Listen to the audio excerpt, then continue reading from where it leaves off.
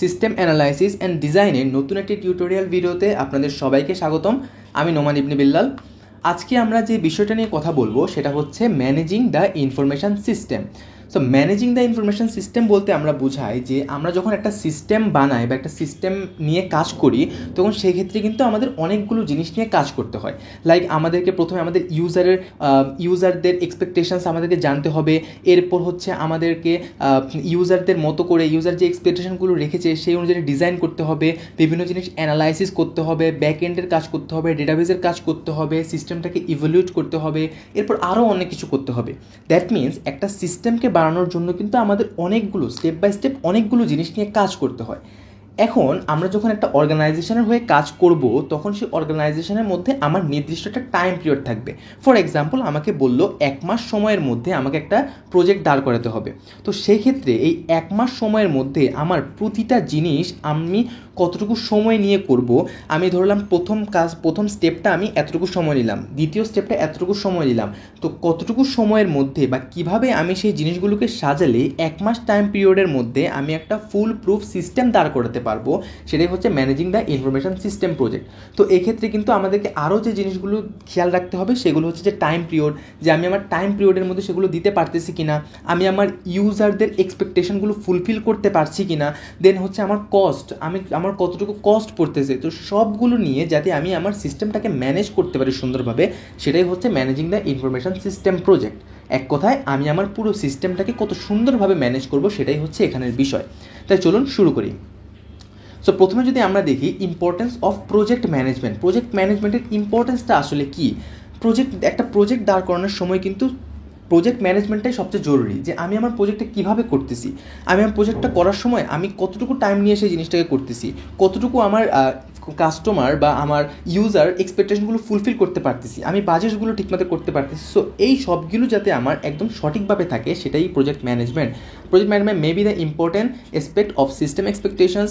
দেন important হচ্ছে যে meeting the customers expectation, আমার কাস্টমার এক্সপেকটেশনস যাতে আমার ঠিকমতো থাকে, as well as satisfying the budgets and time constant. আমি আমার নির্দিষ্ট একটা টাইম পিরিয়ড, আমাকে আমার অর্গানাইজেশন একটা নির্দিষ্ট টাইম পিরিয়ড দিয়ে দিবে, সেই টাইম পিরিয়ডের মধ্যে আমি ঠিকমতোভাবে সেটা করতে পারছি কিনা সেটাও ইম্পর্টেন্ট একটা বিষয়।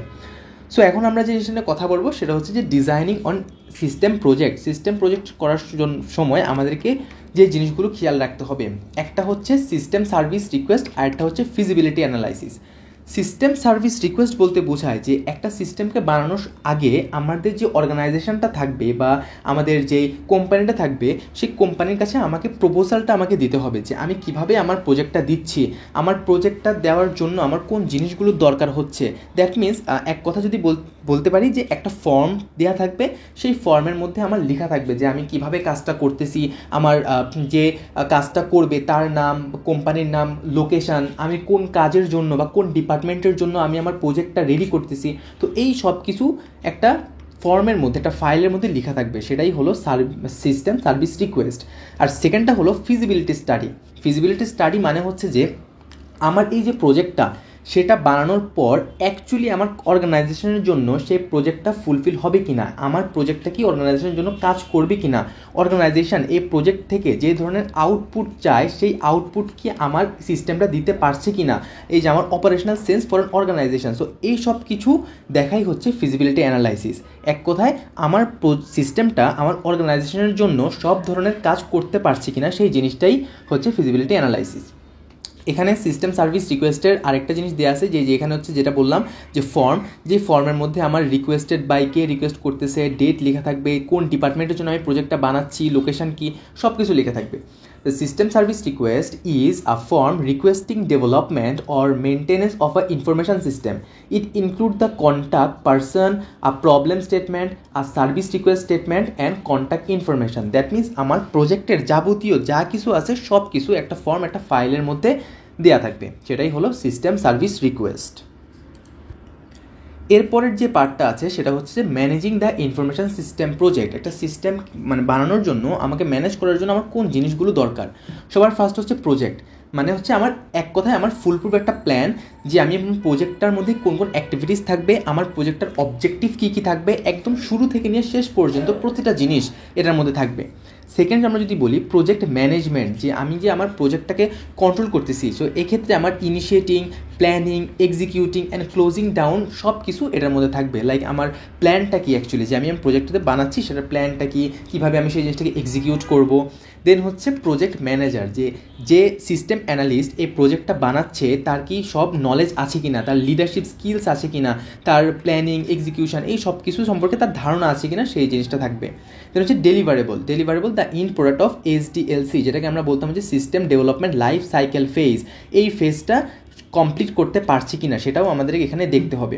তো এখানে একটা ডায়াগ্রামের মাধ্যমে জিনিসটা দেওয়া আছে, দ্য আর্ট অফ প্রজেক্ট ম্যানেজমেন্টের জন্য কোন জিনিসগুলো দরকার হচ্ছে কাস্টমার অ্যান্ড ম্যানেজিং এক্সপেকটেশন, আমার অবশ্যই আমার কাস্টমার এক্সপেকটেশনসগুলোকে ফুলফিল করতে হবে, টেকনোলজিক্যাল চেঞ্জ ঠিকমতো করতে হবে, system development life cycle SDLC, organisational change and complexity, constant and vendors, managing people, methodologies, tools, time resources constant and last but not the list documentations and communications. So এই সব কিছু যদি আমার সঠিকভাবে fulfil থাকে তখন আমরা একটা প্রজেক্ট ম্যানেজমেন্ট আমার সঠিকভাবে হবে।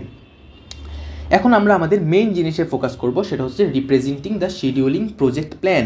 তার মানে একটা প্রজেক্টকে বানানোর সময় আমি প্রথমে যে কথাটা বলেছিলাম যে প্রজেক্টটাকে বানানোর সময় আমাদেরকে বিভিন্ন ধরনের কাজ করতে হয় স্টেপ বাই স্টেপ। এখন এই স্টেপ বাই স্টেপ কাজ করার সময় আমি কোন কাজের প্রতি বা কোন স্টেপটাতে কতটুকু সময় ব্যয় করব, সেকেন্ড কাজের জন্য বা সেকেন্ড স্টেপে আমি কতটুকু সময় ব্যয় করব, এরকম আমার সময়গুলোকে সঠিকভাবে ম্যানেজ করে আমি আমার নির্দিষ্ট টাইম পিরিয়ডের মধ্যে পুরো প্রজেক্টটাকে আমার ফুলফিল করতে হবে। সো এই ক্ষেত্রে এই যে টাইম পিরিয়ডটা আমার, সেটার জন্য আমি দুইটা চার্টের মাধ্যমে আমরা সেই জিনিসগুলোকে দেখাই। একটাকে আমরা বলি গ্যান্ট চার্ট, আরেকটাকে বলি নেটওয়ার্ক ডায়াগ্রাম বা part chart, PERT, part chart. এই দুইটা চার্ট বা এই দুইটা ডায়াগ্রামের মাধ্যমে আমরা দেখাই যে কোন টাইম পিরিয়ডের মধ্যে বা কোন কাজটার জন্য আমি কতটুকু সময় ব্যয় করতেছি, দেন নেক্সট কাজের জন্য কতটুকু সময় ব্যয় করতেছি, দেন আমার কোন ওয়েতে গেলে আমি আমার কাজটাকে তাড়াতাড়ি করতে পারতেছি, এই সব কিছু হচ্ছে এখানে আমরা ক্যালকুলেট করে থাকি। তাই চলুন দেখি এখন গ্যান্ট চার্ট আর পার্ট চার্ট। এখন গ্যান্ট চার্টের মধ্যে আমরা কোন জিনিসগুলো দেখি, first thing show the task duration, যে আমি যে প্রতিটা টাস্কের জন্য আমার কতটুকু সময় দরকার হচ্ছে সেই টাস্ক ডিউরেশনটা আমরা এখান থেকে দেখতে পাই। সেকেন্ড হচ্ছে যে শো টাইম ওভারল্যাপ, যে একটা কাজের মধ্যে কি অন্য কাজের কোনো ওভারল্যাপ হচ্ছে কিনা, আমার সময়ের কোনো ওভারল্যাপ হচ্ছে কিনা সেই জিনিসটাও আমরা দেখতে পাই। এরপর হচ্ছে যে শো স্ল্যাক টাইম ইন ডিউরেশনস, এই স্ল্যাক টাইম মানে হচ্ছে যে আমার কাজটার মধ্যে বা একটা কাজ করার সময় সেখানে আমার কোনো ধরনের টাইম ডিলে হচ্ছে কিনা, সেই ডিলেটাও আমরা গ্যান্ট চার্ট থেকে দেখতে পাই। আর পার্ট চার্ট থেকে আমরা কি দেখতে পাই, পার্ট চার্ট থেকে দেখতে পাই হচ্ছে যে টাস্ক ডিপেন্ডেন্সিস, আমরা দেখতে পাচ্ছি ডিপেন্ডেন্সি। তার মানে হচ্ছে যে আমার কিন্তু প্রতিটা টাস্ক কিন্তু একটার সাথে কানেক্টেড, লাইক একটা টাস্ক কমপ্লিট হবে দেন আমার আরেকটা টাস্ক শুরু হবে, ওই টাস্ক কমপ্লিট হবে দেন আরেকটা টাস্ক শুরু হবে। দ্যাট মিনস এই টাস্কগুলো কোনটা কার উপর ডিপেন্ডেন্ট সেই জিনিসটা আমরা এখান থেকে কিন্তু দেখতে পাই যে একটা টাস্ক অন্য টাস্কের উপর ডিপেন্ডেন্ট কিনা। এরপর হচ্ছে do not show the time overlap দেখা না, বাট শো প্যারালালিজম, তার মানে একই সাথে আমার কোনো কাজ হচ্ছে কিনা সেই জিনিসটা কি এখান থেকে আমরা দেখতে পাই। থার্ড হচ্ছে যে show slack time in boxes, আমার সেই স্ল্যাক টাইমটাও এখানে আমরা দেখতে পাই। এখন এখানে আমাদের একটা এক্সাম্পল দেওয়া আছে আমাদের গ্যান্ট চার্টের। তো এই যে দেখেন এখানে কিন্তু আমরা গ্যান্ট চার্টটা জাস্ট একটা বক্স আকারে সেই জিনিসটা দিয়ে থাকি। আমার এখানে হচ্ছে যে আমার কোন কাজ, ধরলাম আমার রিসার্চের জন্য আমার এতটুকু কাজের প্রয়োজন হচ্ছে, ধরলাম এখানে হচ্ছে আর্ট দেয়া। এখন এই কাজটা কিন্তু আমার 2 উইক ধরে চলেছে, মানে উইক 1 এবং উইক 2 এই 2 উইক ধরে আমার রিসার্চের কাজটা হয়েছে। বাট ডিজাইন এই কাজটা আমি কিন্তু একদম ফার্স্ট উইকের পর থেকে আমি শুরু করে দিয়েছি। সো আমার এই ডিজাইন কাজটা হবে যে ফার্স্ট উইকের পর থেকে আমার এই ডিজাইনের কাজটা শুরু হয়ে যাবে।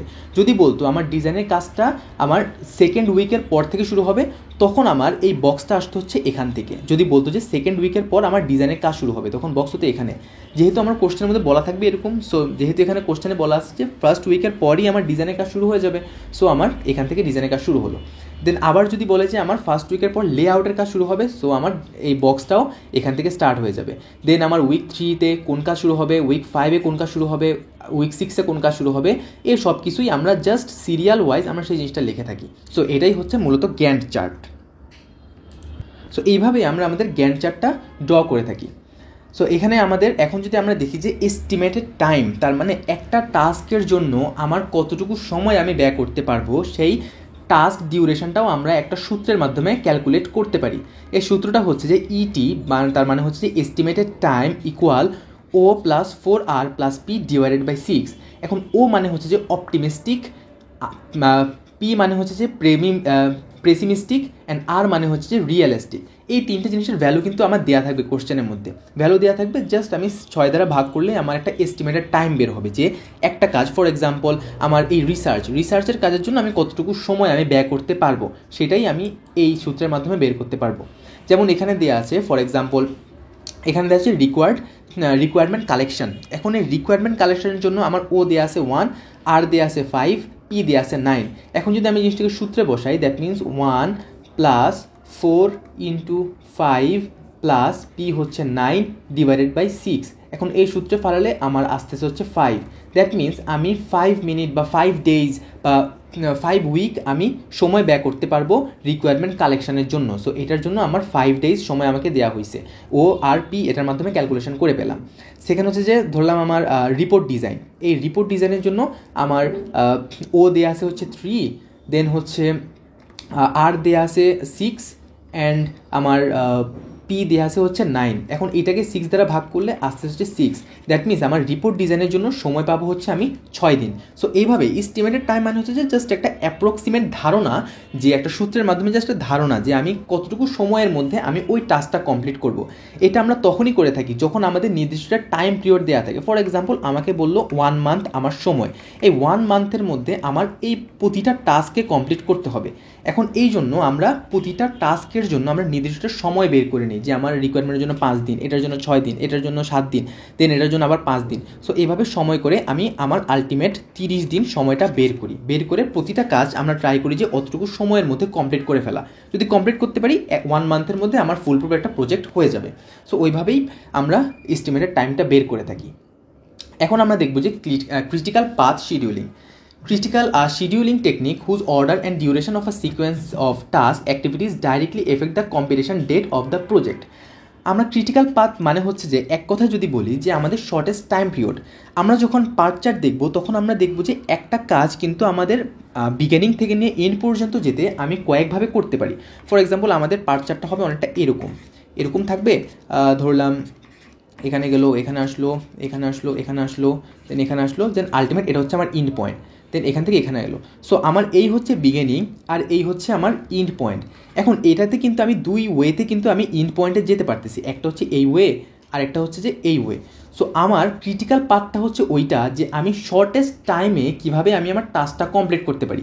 এক কথায় আমি আমার বিগিনিং থেকে শুরু করে ইন্ড পর্যন্ত যেতে আমি কোন পাথটা ধরে গেলে আমি কম সময়ের মধ্যে আমি আমার প্রজেক্টটা কমপ্লিট করতে পারবো, সেটাই হচ্ছে আমার ক্রিটিক্যাল পাথ। আমরা পার্ট চার্ট থেকে ক্রিটিক্যাল পাথ খুবই সহজে বের করতে পারি। আর স্ল্যাক টাইম, যেটা বলেছিলাম যে আমার টাইমের কোনো ডিলে হচ্ছে কিনা সেটাকেই আমরা স্ল্যাক টাইম বলে থাকি। The time and activity can be delayed without delaying the project, কোনো ডিলে হচ্ছে কিনা সেটাই হচ্ছে আমার স্ল্যাক টাইম। এখানে ক্রিটিক্যাল পাথের একটা ধারণা দেওয়া আছে। ফর এক্সাম্পল এখানে ধরলাম যে 1 requirement collection, then 2 screen design, database design, user documentations, installations, report design, then হচ্ছে প্রোগ্রামিং টেস্টিং। সো এই হচ্ছে আমার 1 আর এই হচ্ছে আমার 8। সো এটা হচ্ছে আমার বিগিনিং বা স্টার্টিং পয়েন্ট, আমরা যদি বলি স্টার্ট, আর এটাকে আমরা যদি বলি ইন্ড। এখন দেখেন এই স্টার্ট থেকে ইন্ডে যাওয়ার কিন্তু আমাদের অনেকগুলো পাথ আছে। ফর এক্সাম্পল 1 2 4 5 8 এই পাথে যেতে পারি, দেন 1 2 4 6 7 8 এই পাথ দিয়ে যেতে পারি, দেন 1 3 4 5 8 এই পাথে যেতে পারি, দেন 1 3 4 6 7 8 এই পাথ দিয়ে যেতে পারি। সো এখানে আমাদের 4টা পাথ আছে। তো আমাদেরকে আলটিমেটলি দেখতে হবে আমাদের শর্টেস্ট টাইমে কোথায় কীভাবে আমরা 8 পর্যন্ত যেতে পারি। ফর এক্সাম্পল আমরা যদি 1 2 4 5 যাই, 1 2 4 5 8-এ যাই, তাহলে কিন্তু আমাদের অনেক কম ডিস্টেন্সের প্রয়োজন হচ্ছে। অ্যাজ ওয়েল এজ আমরা যদি 1 3 4 5 8-এ যাই, তাও কিন্তু আমাদের কম ডিস্টেন্সের প্রয়োজন হচ্ছে। বাকি 2টা পাথ দিয়ে যদি যাই তাহলে আমাদের বেশি টাইম লাগতেছে। দ্যাট মিনস আমার আলটিমেট এই 2টা হচ্ছে আমাদের শর্টেস্ট পাথ। যখন আমরা পার্ট চার্ট করব তখন আমাদের প্রত্যেকটা কাজের জন্য, ফর এক্সাম্পল 1-এর জন্য একটা টাইম দেওয়া থাকবে, 4-এর জন্য একটা টাইম দেওয়া থাকবে, 3-এর জন্য একটা টাইম দেওয়া থাকবে। তখন আমরা এই যেহেতু আমাদের এখানে দেখতে পেলাম যে আমাদের কিন্তু 2টা পাথ বের হয়েছে, যখন আমার টাইম দেওয়া থাকবে তখন কিন্তু আমাদের এরকম 2টা পাথ বের হবে না। তখন আমরা ওই টাইম হিসাব করে কিন্তু আমরা যে কোনো একটা পাথই আমরা বের করতে পারবো। সো এইভাবেই আমরা ক্রিটিক্যাল পার্টটা বের করে থাকি। সো এখানে ক্রিটিক্যাল পাথের কিছু এক্সাম্পল দেওয়া আছে, যেমন এখানে আমরা দেখতে পেলাম যে অ্যাক্টিভিটি, দেন হচ্ছে ইভেন্ট, নেটওয়ার্ক, যে আমার কোন অ্যাক্টিভিটিটা হচ্ছে সেটার জন্য আমার ইভেন্ট কী কী, দেন নেটওয়ার্ক কোনটার সাথে কোনটা কানেক্টেড আছে, এই সব কিছুর মাধ্যমে আমরা ক্রিটিক্যাল পার্টটা বের করে থাকি। আমরা যখন এক্সাম্পল দেখব তখন জিনিসটা আরও বেশি ক্লিয়ার হবে। এখন আমরা দেখব হচ্ছে যে earliest start time, earliest finish time, latest start time and latest finish time. So এখানে আমাদের 4টা জিনিস আছে। সবার প্রথমে যদি দেখি সেটা হচ্ছে earliest start time. Earliest start টাইমটা হচ্ছে যে আমি কতভাবে বা আমি কোন টাইমে, কতটুকু শর্ট টাইমের মধ্যে আমি আমার কাজটা স্টার্ট করতে পারি। এক কথায় যে আমার ধরলাম একটা টাস্ক আমার শেষ হলো, ওই টাস্কটা শেষ হবার সাথে সাথে আমি অন্য একটা টাস্ক শুরু করে দিলাম, অথবা আমি একটা টাস্কের মধ্যে একটা সময়ের গ্যাপ দিলাম, দেন আমি টাস্কটা শুরু করলাম। সো ওইভাবে আমাকে ক্যালকুলেট করতে হবে যে আমি আর্লিয়েস্ট ওয়েতে কতটুকু আর্লিয়েস্ট টাইমের মধ্যে আমি আমার কাজটা শুরু করতে পারি, আমার টাস্কটা শুরু করতে পারি, সেটাই হচ্ছে আর্লিয়েস্ট স্টার্ট টাইম। আর সেকেন্ড হচ্ছে যে আর্লিয়েস্ট ফিনিশ টাইম, যে কত তাড়াতাড়ি আমি আমার কাজটাকে শেষ করতে পারি, সেটাই হচ্ছে আর্লিয়েস্ট ফিনিশ টাইম। দেন হচ্ছে লেটেস্ট স্টার্ট টাইম আর লেটেস্ট ফিনিশ টাইম, মানে হচ্ছে যে আমি কতটুকু বেশি সময় আমি এখানে ব্যয় করতে পারছি, কতটুকু বেশি সময় দিয়ে আমি জিনিসটাকে স্টার্ট করব এবং কতটুকু বেশি সময় ব্যয় করে আমি জিনিসটাকে শেষ করব, সেটাই হচ্ছে আমাদের আর্লিয়েস্ট ফিনিশ টাইম।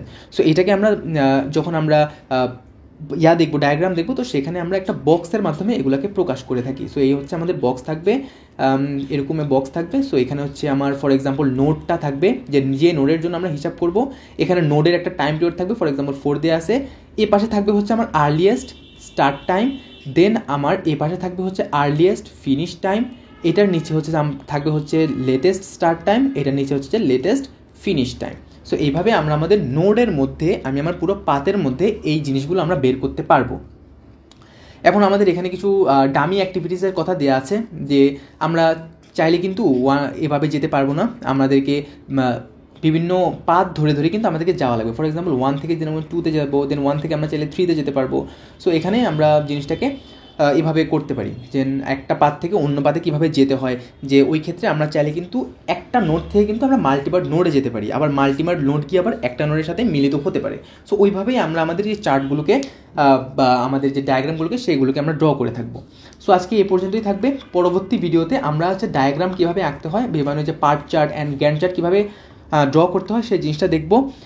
আশা করি ভিডিওতে বুঝতে পেরেছেন। যদি কোনো কোশ্চেন্স থাকে কমেন্ট সেকশনে করবেন, আর যদি ভিডিওটা ভালো লাগে লাইক করবেন, শেয়ার করবেন, আর সাবস্ক্রাইব করতে ভুলবেন না। ধন্যবাদ সবাইকে।